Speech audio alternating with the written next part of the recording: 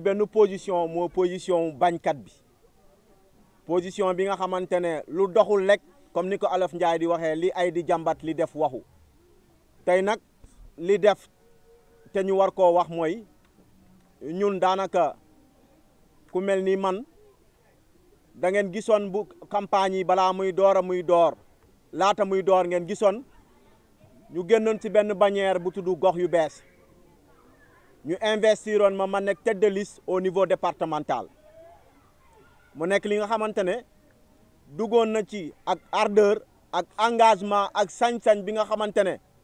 comme ni ngeen ñu xamee woon rek lu ñu dugg lu ne tant que gisuñu lenn luy tax ñu soppeeku duñ ko soppi ñu dem ba ci biir gis ni malheureusement pour ñun campagne bi door na depuis dimanche ñëpp ñu ngi doxee campagne ngeen di dëgg ci terrain bi ñu naan ñenn rek ñoo nekk ci terrain bi te ngeen xamoon ni ñun amoon nañu benn originalité bi nga xamante ne moom la ñu bëggoon duggee ci campagne bi depuis dimanche minuit bi mais malheureusement ñu àndal xëy na ñun dayoo bu ñu am wala nu ñu mel ci dëkk bi dañ koo xaaw a ñàkk xam wala ñàkk xam suñu pas-pas ci li nga xamante ne moom mooy suñu yëngatu ba tax na tey jii ak ñëpp ñi nga xamante ne ñu ngi ma doon wooyee fu nekk ne ma Madia bi yoon élection yi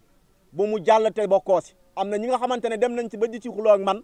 pour rien que parce que nee nañ damaa war a nekk député parce que laata ñoom nee nañu man bi ma nekkee si xeex ba léegi ak ñi nga xamante ne ñoom ñaa àndal ñenn ñi ñu ngi fii ci ginnaaw ñu mel ni ñoom Simon Pierre ñoom Fati ñoom Burama ñoom ñëpp xamee ni taxawaay bu ñu taxawoon mooy gunge ma ak ñi nga xamante ne ñu ngi fii ñenn ñi neew ñu fi pour sama candidature mais comme li ñuy wax ci tubaab rek nee nañ jigéen nu mu rafet munta mais lenn li nga xamante ne amu ko mooy amoon nañu sañ-sañ dem ci bannière gox yu bees battre campagne am na ñi nga xamante dañ doon wax ni après Pastef sama candidature mooy candidature bu gënoon a sérieuse waaye de tey am na lu fi am mooy lan mooy man ak ñi ma àndal yëpp nee nañ dañuy dem soutenir coalition bi wala ñuy soutenir ñi nga xamante ne ñoom ñooy Pastef en l'occurrence le président Ousmane Sonko ñun ak ñi ma àndal moom la ñuy dem soutenir pour élection yi nga xamante ne moom moo war a am ci le 17 novembre te di leen wax ni ñun bu ñu demee ba di leen fekk si xam nañ li ko waral ndax continuité la yéen réeréew leen mbir ni projet bii nii xeex nañ ci taxaw nañ ci pour lan pour changement am donc luy suite logique bi mooy nit boo ko joxee jiitu réew boo ci paree ñu ne lan la war a mën a demee pour mën a gouverner mooy mu am benn assemblée bi nga xamante ne moom mooy majoritaire ñu ne ñun logique bi mooy nañu dem fekki Pastef dooleel leen te xam ni incha allah le soir du 18 novembre incha allah jël bi dina set wecc ba nga xamante ne duma yi moom dama yaakaar ne fu nekk nit dina fa taxaw di dégg yuuxu yi ndax waxuñu ñun ñoo tax ba duma yi di am waaye dinañu gën a dooleel duma yi ànd ak ñi nga xamante ne ñoom ñooy wàllu Pastef parce que ñun déjà balaa ñuy ñëw ñëpp ñu ngi doon xam ni ñeneen ñu bëri ñu ngi doon wax ni yéen lu tax dem leen si bannière Pastef te loolu xëy na waxtaan la bi nga xamante ne yéen taskat xibaar yi di ngeen ko xam mais jàpp leen ni Madia Diop Sané moom ak ñu mu àndal wan nañu ginnaaw ñi nga xamante ne moom mooy waa gox yu bees dem nañu fekki waa Pastef pour dooleel leen pour incha allah le 17 novembre bii di ñëw lu waay yëkkati lu ne rek gis ci lii nii nga xamante ne moom mooy bulletin Pastef bi di leen wax ni yéen ñëpp ak ñu ànd ak ñun ñëpp jàpp leen ni si bés bi boo leen duggee bu ngeen amee lenn li ngeen di sànni ci bu mu gàcce yi mooy bulletin Pastef bii bu leen ko réeree mbir amul jaxase amul leneen Pastef la ñuy àndal pour élection incha allah dooleel leen pour une victoire éclatante incha allah ñu ciy fekk si nag ki nga xamante ne mooy suñu doomu ndey di Guy Marius Sagna te kooku dala réeréew leen ko mbir ni amaana bu muy ñëw Ziguinchor ñun ñoo ko tertu won ko yoon bi tey jii bu nekkee député bokk nañ ci li nga xamante ne jàpp nañ ni li mu man la te dañ koy doolelaat pour lu mu man mu gën koo jëmale kanam moom ak ñëpp ñu mu àndal ñun ñu ngi leen di soutenir sans condition ñu ngi leen di soutenir te xaaruñu si ñoom dara lu dul Pastef gagné élection yi ñu taxaw xaar li nga xamante ne moom mooy lu ñu diggee ak sànnu Sénégal ñu mun koo doxal ci wasalaam te loolu la ñu wax woote pour ngeen xam ko.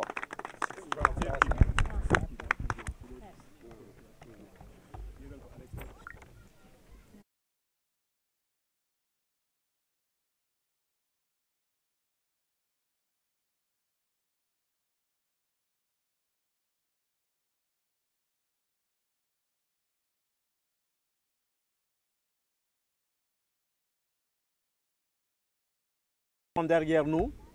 les braves femmes et les braves hommes qui sont venus nous soutenir à travers cette conférence de presse ou ce point de presse que nous sommes en train de tenir et dire que nous remercions infiniment notre grand frère, en l'occurrence M. Seydou Mandiang, qui est venu assister à notre point de presse ou conférence de presse pour représenter le PASTEF. Pour montrer que le choix que nous avons fait n'est pas un choix anodin. C'est un choix qui a été conforté, un choix justifié par rapport à une lutte que nous avons menée depuis 2021 jusqu'à nos jours. Nous avons toujours combattu l'injustice au Sénégal. Nous avons toujours combattu le régime de Macky Sall qui, à un moment donné, était dans une dictature effroyable, allant même jusqu'à avoir des pertes en vies humaines. Nous avons été investis au niveau départemental sur la liste de la coalition Gox Yu Bess. Malheureusement, ces gens n'ont pas réagi pour nous mettre dans des conditions optimales dans lesquelles nous pouvons mener une campagne. Et aujourd'hui, moi, en tant que tête de liste départementale de la coalition Gox Yu Bess, j'ai décidé, avec tous ceux qui me soutiennent, de près ou de loin, de tourner le dos et d'aller rejoindre, soutenir de vive voix et sans faille, un soutien sans faille, un soutien indéfectible au PASTEF. Je dis bien que ce choix est judicieux et ce choix se justifie par tout ce que nous avons fait. Ces luttes effroyables que nous avons menées pour que ce pays soit stable aujourd'hui, mais pour que ce parti qui a une idéologie conforme à la nôtre puisse accéder au pouvoir. Nous battre sans donner la majorité législative ou la majorité au niveau de l'hémicycle à PASTEF, c'est dire qu'en réalité, nous sommes des démagogues. Et comme nous n'avons pas voulu être des démagogues, nous avons pensé qu'il serait judicieux et qu'il serait préférable et qu'il serait logique, bien même, cela, nos actions, une action imbue de morale, c'est d'aller soutenir le PASTEF pour les élections législatives du 17 novembre 2024. Et vous dire que ce choix a été justifié, que ce choix est logique et que nous pensons, Inch'Allah, qu'au soir du 17 novembre, le PASTEF, bien évidemment, convaincu de sa victoire, nous demeurons convaincus, Inch'Allah, une fois de plus, que les citoyens, nous les invitons à aller retirer leur carte massivement et à aller voter massivement pour donner une majorité à la limite incontestable à la coalition ou au PASTEF. Le PASTEF a besoin aujourd'hui de 150 députés, voire 140 députés. Et nous pensons que le moment est opportun de dire aux Sénégalais qu'on ne peut pas élire quelqu'un sans lui donner les armes qu'il faut. Aujourd'hui, quoi que l'on dise, le slogan qui sied aujourd'hui, c'est pour le PASTEF, c'est dire « Motal len, ñu doxal ». Et je pense que nous, dinañ ko motal, PASTEF mun ko doxal. Motal len, ñu doxal, désormais c'est notre slogan, nous, souteneurs de PASTEF pour les élections du 17 novembre 2024. Et nous souhaitons prompt rétablissement aux malades et nous demandons au bon Dieu d'assister tout le monde pour qu'au soir du 17 novembre, que les Sénégalais puissent savourer vivement la victoire du PASTEF qui, sans condition, sera incontestable. Et merci beaucoup à vous qui êtes venus nombreux à répondre à ce point de presse. Nous allons donner la parole à notre grand frère qui est ici présent, qui représente le PASTEF, notamment notre grand frère émérite Seydou Mandia. Merci beaucoup.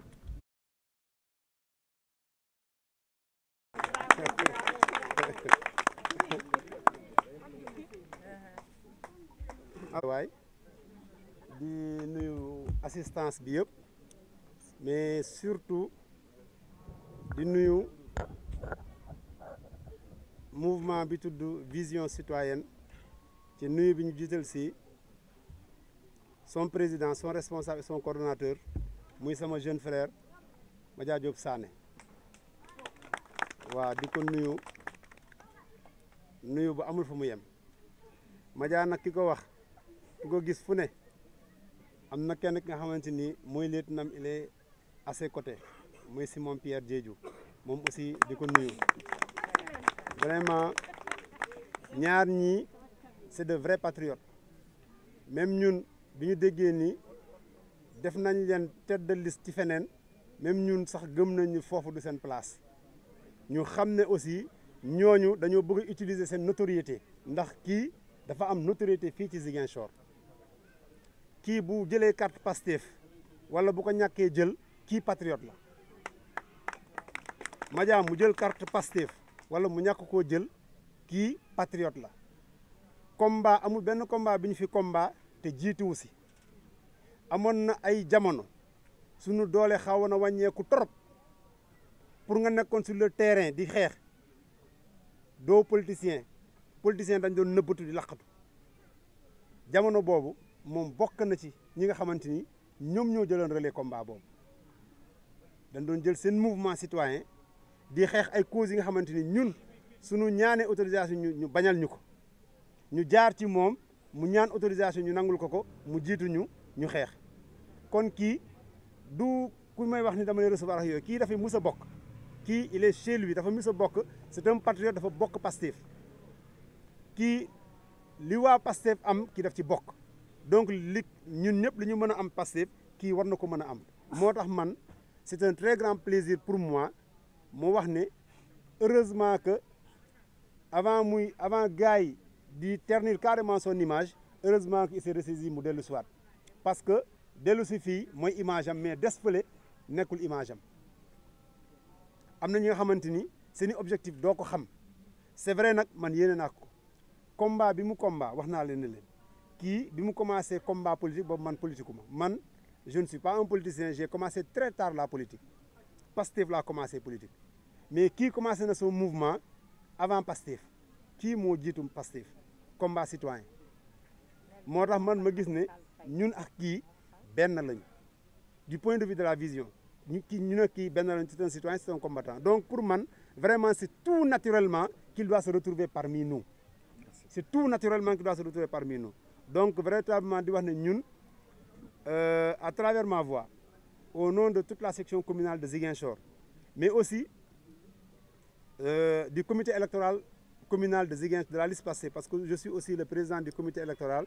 de la liste Pastef au niveau de la commune vraiment au nom du Pastef et de tous les coalisés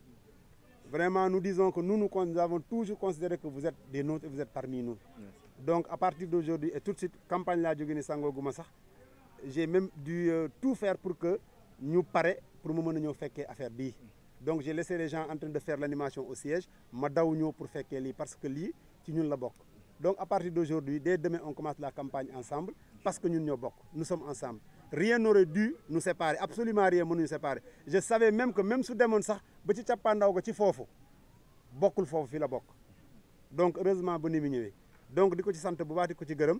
di wax ne aussi mais daf ñuy dooleel parce que ñun dañuy politique ñu nekk ci koñ bi bokk fi koñ mu nekk jeune frère bi nga xamante ni foo soxla mobilisation bu dee une cause juste une cause citoyenne foo ko woo moom mu jiitu la fa donc ñooñu dañ leen soxla ci terrain combat bi te ñun comme nous sommes toujours sur le terrain pour le combat donc évidemment nous avons besoin de gens comme ça donc c'est un plus un très grand plus pour nous wax dëgg yàlla et je crois que cela ne fera comme ni nga ko waxee que renforcer la victoire parce que même bu ñu doon gagner par exemple par une voix de différence et que voté loo ñu et que Simon voté lu ñu donc on aura perdu 2 voix mais si nous gagnons sur 2 voix et nga voté si mon voté on aura 2 voix de plus et je sais que yow que c'est sa voix moins compté de Simon voix Simon moins compté. Je suis sûr que derrière toi et Simon il y a plusieurs autres voix et c'est un plaisir pour nous aujourd'hui que nous voyons ces voix là de ñëw ci ñun. Donc c'est un plus qu'il nous apporte. Donc quelqu'un comme ça nous en avons besoin et dañ ci bëgg di ci kontaan di la wax vraiment nous sommes très heureux que nga jël décision bi nga jël ko aussi à temps pour mën a liggéey ensemble. Effectivement comme ni mu ko waxee la liste Pastef ici à Ziguinchor nous avons la chance ren jii ñu am 3 candidats parce que en dehors des 2 candidats du département nos 2 candidats mooy ñi nga xamante ni élection yële passé ñoom la ñu tabboon ñoom la ñu reconduiraat muy Guy Marius Sagna ak honorable Limata Sidibé mais en plus de ça nous avons eu la chance parti bi investirol ñu kenn ci waa département bi ñu investir ko ci liste nationale muy madame Diawné mooy Jacqueline Sagna et de Niassia donc ça nous fait 3 candidats sunu candidats yooyu ñoo nekk nii donc cette année ñoom la ñuy baataral campagne pour ñu fal leen député ici au niveau départemental ak kenn sur la liste nationale. Voilà donc di leen wax ne nous sommes sur le terrain depuis l'ouverture de la campagne le dimanche et jusqu'à aujourd'hui nous sommes en train de battre campagne et nous espérons par rapport au travail que nous sommes en train de faire que nous allons gagner Inch'Allah avec une très large victoire. Et li ñuy wax nit ñi mooy nous n'avons pas besoin que d'une victoire non nous n'avons pas besoin que d'une victoire mais nous avons besoin d'une victoire qui nous permettra de dérouler à l'aise et sans encombre qui nous permettra nga xamante ni kenn du ñu mën a gàllankoor ci assemblée nationale mën ñu tere lu def lu ñu bëgg a def parce que expérience bu ndaw bi nga xamante ni bi ñu jëlee pouvoir le 24 mars ba tey expérience bu ndaw bi ñu dund ak ñoom ci assemblée nationale won na Sénégal yëpp ne ñun ak ñoom mënuñoo ànd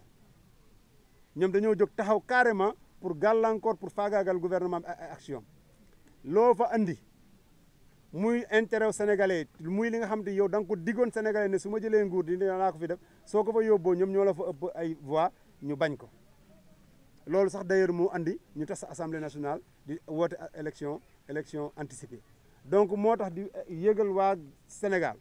ne soxla ñu gagné képp déedéet dañu soxla gagné am victoire bi nga xamante ni daf ñuy permettre ñu yor assemblée nationale di doxal te kenn mënuñoo tere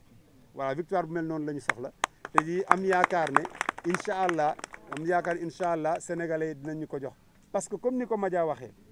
pour ñu matal fi mu tel nii ñun ñoo fal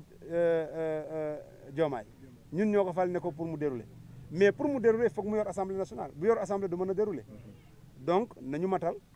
donc ñun fi mu toll nii ñun ñoo ko amel loolu lañ ko desal fu mu toll nii lu ñu desal gouvernement bi Ousmane Sonko ak Diomaye Faye mooy ñu jox leen assemblée nationale te je crois que ñun ñëpp Sénégal fii nañu xeex pour que ñu jox leen assemblée nationale ñu am ci nag nombre de députés bi ñuy soxla mooy li xëy di wax au moins 150 jëm ba 160 waaw incha allah vraiment di leen sant di leen gërëm di leen wax ni voilà nous bienvenue chez toi wax dëgg yàlla c'est chez toi merci beaucoup. Merci beaucoup donc moi c'est Seydou Mandia je suis donc Ziguinchor je suis par ailleurs le président du comité électoral de la liste Pastef au niveau de la commune de Ziguinchor. Donc je voudrais d'abord dire toute ma satisfaction en tout cas de me retrouver aujourd'hui à cette conférence de presse convoquée par mon jeune frère Madia Diop du mouvement Vision Citoyenne.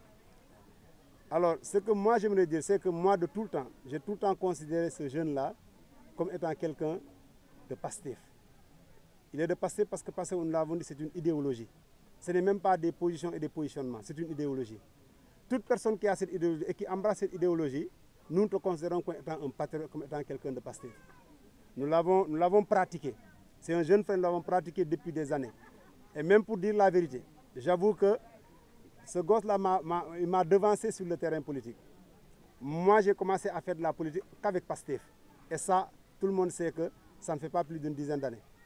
Mais lui est sur le terrain politique et sur le combat citoyen depuis plus de 10 ans. Il vient de le rappeler, plus de 17 ans aujourd'hui qu'il est sur le terrain du combat citoyen et social.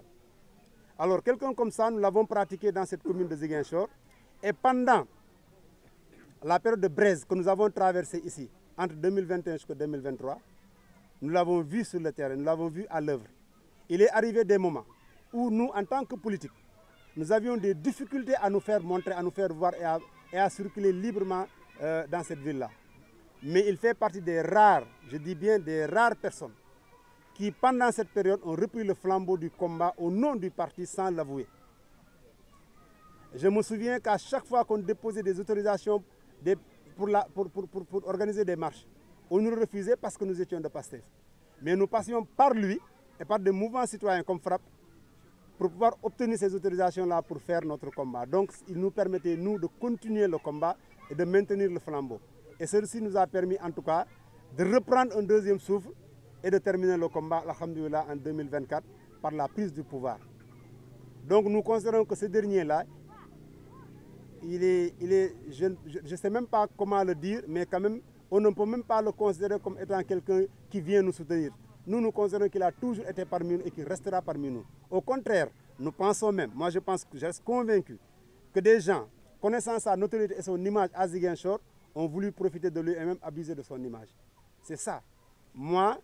il m'aurait informé avant d'aller accepter d'être la tête de liste d'une coalition que personne ne connaît. Je lui aurais déconseillé de rester, même s'il n'est pas investi sur la liste PASTEF, mais de rester sur ses positions et de travailler avec PASTEF. Parce que tout ce que nous, si nous considérons que nous méritons d'avoir quelque chose dans PASTEF, et je pense que lui aussi a le même mérite. Il a le même mérite, sinon même plus. Donc voilà pourquoi nous considérons que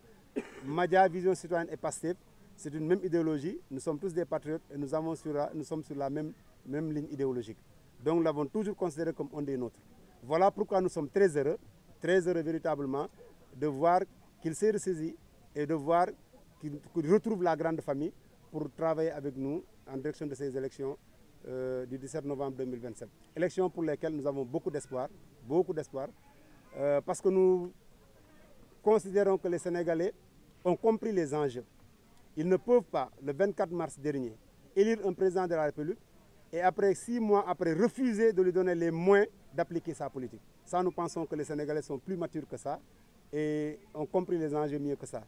Donc, nous lançons un appel aux Sénégalais pour leur rappeler que nous avons élu Bassirou Diomaye Diakhar Faye le 24 mars 2024 pour qu'il devienne le président du Sénégal. Il a parlé avec nous, il nous a vendu un projet. Il nous a dit, si vous m'élisez, voici ce que je veux faire pour vous, ce que je vais faire pour vous. Et nous avons été d'accord pour qu'il fasse ça pour nous. Maintenant, s'il revient pour nous dire ce que je vous ai promis, pour le faire, il me faut forcément avoir un outil. Et cet outil, tout le monde le sait, c'est l'Assemblée nationale. Et je crois que nous sommes assez intelligents pour dire qu'effectivement, si c'est nous qui avons demandé qu'il fasse ça pour nous, nous devons lui donner les moyens pour qu'il puisse le faire pour nous. C'est pourquoi nous sommes très confiants et nous pensons que, Inch'Allah, au soir du 17 novembre 2024, les Sénégalais vont nous donner la majorité souhaitée. Et je l'ai dit et je le rappelle encore, nous n'avons pas besoin que d'une victoire, mais nous avons besoin d'une victoire qui va lui permettre de dérouler sans encombre. Une victoire qui va lui permettre de ne pas être toujours bloqué par l'opposition. Et cette victoire-là, c'est une victoire d'une majorité qui va lui donner une majorité qualifiée, que tout le monde souhaite, et que les jeunes TikTokers de PASTEF donnent à longueur de journée dans TikTok, c'est-à-dire au minimum 150 députés. Et je crois que c'est très possible avec la liste PASTEF qui aujourd'hui s'agrandit, qui aujourd'hui s'enrichit de soutien de toutes parts. Aujourd'hui, la liste PASTEF s'agrandit et s'enrichit de soutien de toutes parts. C'est au contraire même nous qui avons des difficultés aujourd'hui à gérer même certains soutiens. Nous avons des difficultés à gérer certains soutiens, mais la liste en tout cas, elle s'agrandit, elle s'enrichit. Alhamdoulilah, donc c'est ce que nous voulions dire.